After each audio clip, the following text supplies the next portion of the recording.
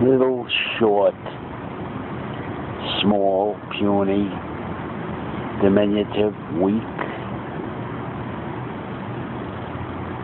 genetically disadvantaged, shortchanged, vertically challenged, only 5'1", 5'2", not in shape, soft,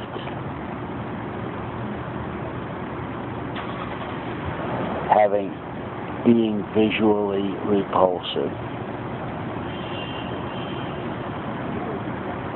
getting at all times the guarded, visceral, repulsive response, which is covertly present in every social situation the little man gets involved in.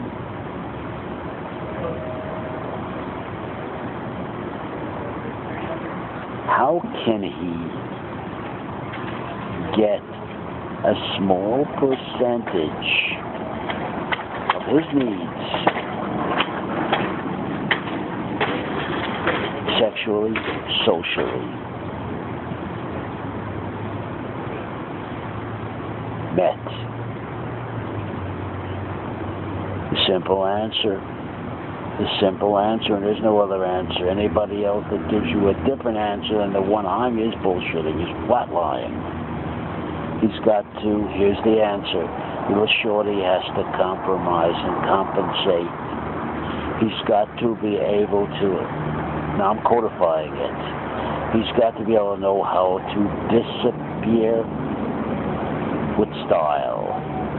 He's got to know how to not call attention to himself with style.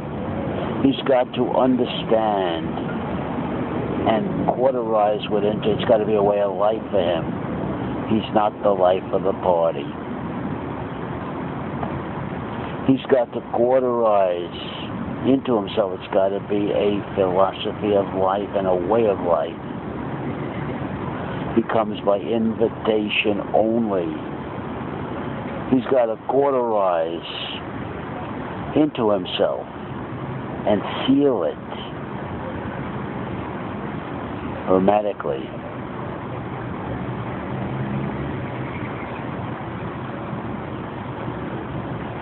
That he has to be able to control the critical distances. He has to be a moving target, is what I'm saying. He has to be able to read the situation practically, realistically, and fairly. He has to give credit where the credit's due. He has to do all of this in passing.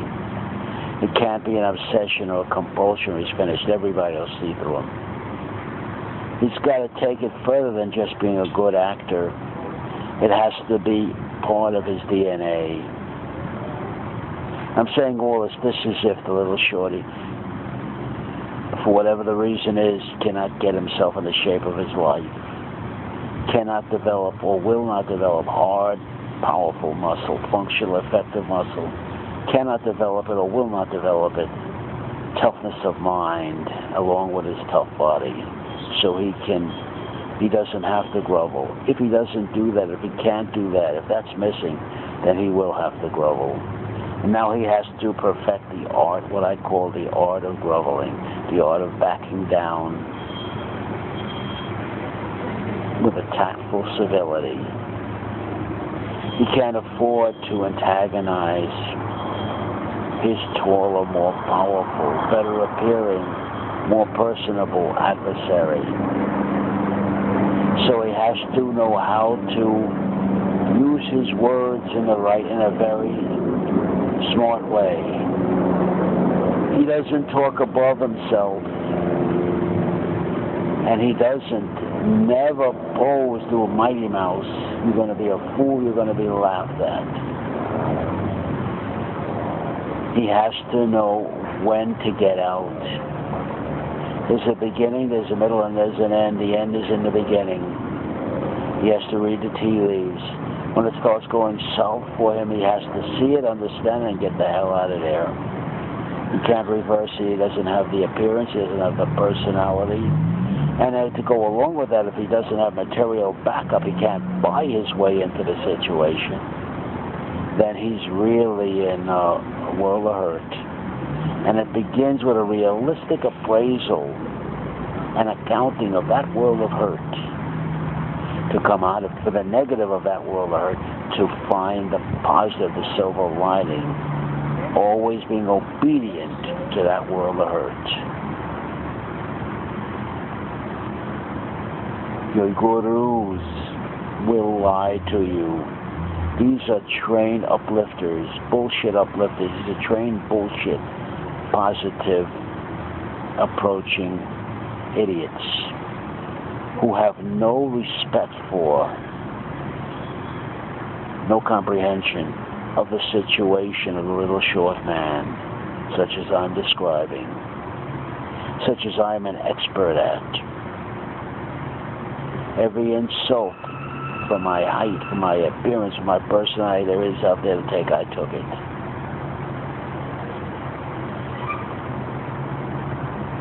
And got beaten up by it. And I have to admit it, I rolled over and died. I laid down and quit and died. I never got up.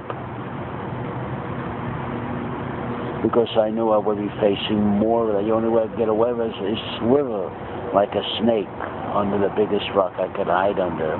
And when that rock was kicked away, I had to slither to another rock. I was like Uncle Wiggly, the kindly old rabbit, arthritic old rabbit, who had enemies everywhere. Everybody wants to destroy Uncle Wiggly. And Uncle Wiggly carries his shelter with him. It's an igloo on a hot July day, and Uncle Wiggly runs from his enemies and hides in the igloo looking for peace, looking for escape, looking for a, what do you call that,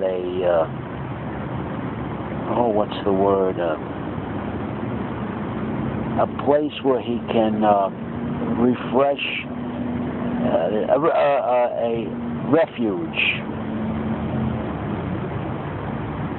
a refuge that's secure, private, and offers him an escape. There's another word I'm looking for, I can't think of it right now. But it takes money. You have to pay for that. That don't come gratis. So, Little Shorty's actually in a catch-22. And it's out of that morass, out of that 500 yards of pure shit, he's got to forge an identity, a will, and a presence. All this is predicated on the fact that he cannot, will not, does not get himself into the shape of his life and become mentally tough, assertiveness training, verbal judo, and so on and so on. Street fighting techniques are imperative. He won't do any of those things. Then, by not doing that, he's saying, I am a victim. Regardless of what your success, uplifting, motivating gurus will tell you. If you don't do that, you have no armor. I am a victim out there. And the only advice in that situation is to become more adept at running and hiding and disappearing and backing down in such a way that you survive. And you come off the table with a little bit of crumbs to eat. And he has to provide, give away, predicated on the situation he's put himself in.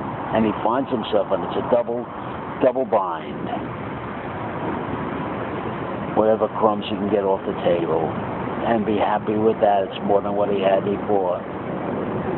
And how does he do it? If he provides, he puts himself in pillory and provides enough entertainment and mock material for the big man to belly laugh and the woman to belly laugh, perhaps out of compassion, out of conscience, out of guilt feelings, out of feeling sorry for the short, small man. They'll give him a couple crumbs. It's more than what he had before.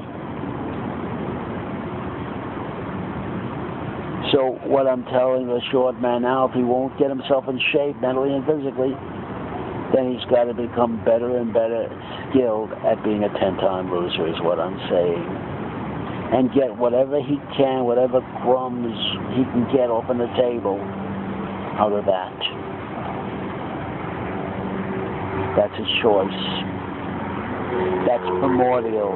It comes before your Tony Robbins and your other success gurus, your big talkers, your sermonizers, you guys with the pithy sayings and the uplifting sermons and the success seminars, empowering seminars and all that other crap, all the other castles in the air that will not work for the short, small man.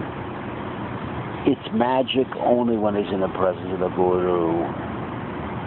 But the guru has to leave. Guru has to make more money. Guru can't be, but guru talks to the masses, not to the individual. So now it becomes a herd thing, doesn't it?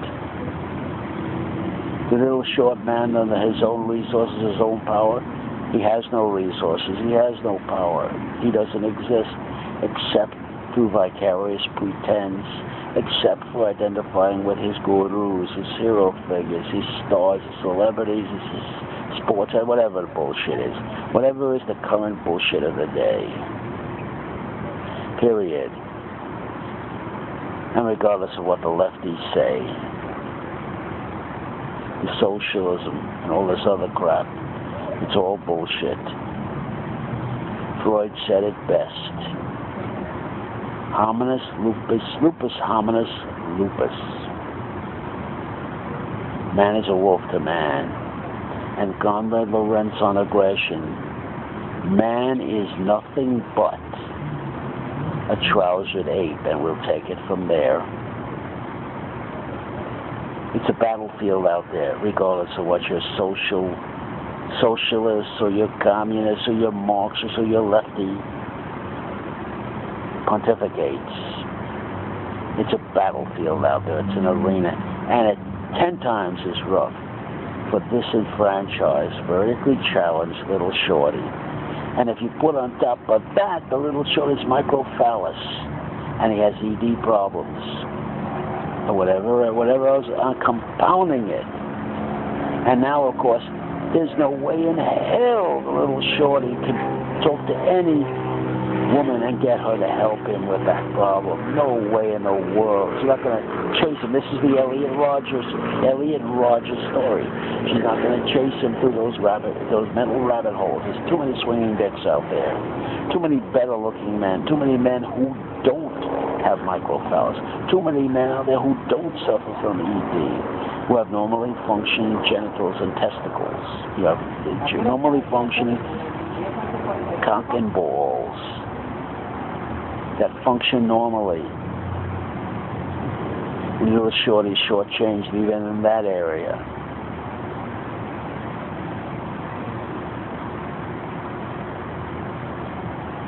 I'm the only one who stands up and identifies, talks about that situation in plain English, and calls a spade in plain English,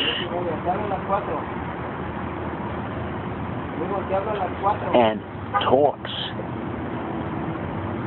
on the ground, down here on the ground, not from some pulpit, not with some fancy Versace suit like Mr. Trump, not with a show of phony power and arrogance, not with a sweet personality like a actor or an actress, but with seriousness and in grimness.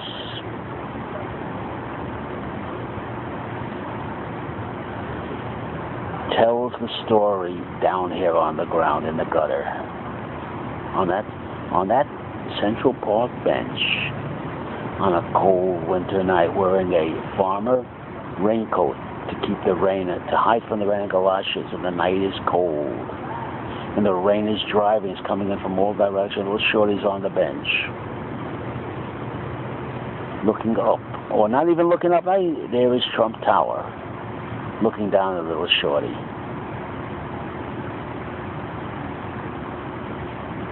I'm talking from that point of view. I'm talking about a walk down the street of broken dreams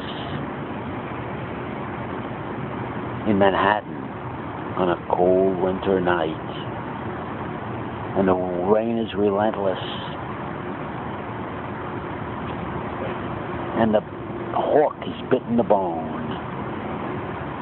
I'm talking from the street of broken dreams.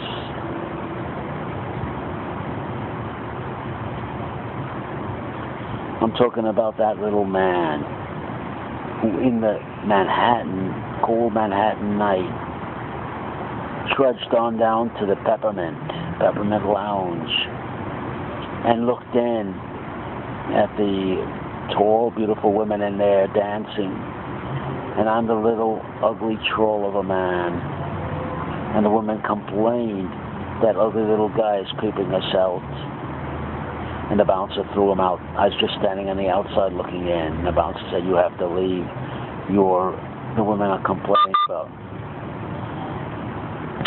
The women are complaining about the way you look. You're creeping them out. You have to leave. I have to insist you leave." And I'm looking up at the bouncer. I'm talking from that point of view. I'm talking about from the point of view of the little man in Manhattan who's walking around and saw a Frank Sinatra impersonator. So he's standing on the street looking in, and they throw him out. Just on the street looking in, because the women complain, because the little guy is so hideous to look at, that his mere presence is repulsive. I'm talking about it from that point of view.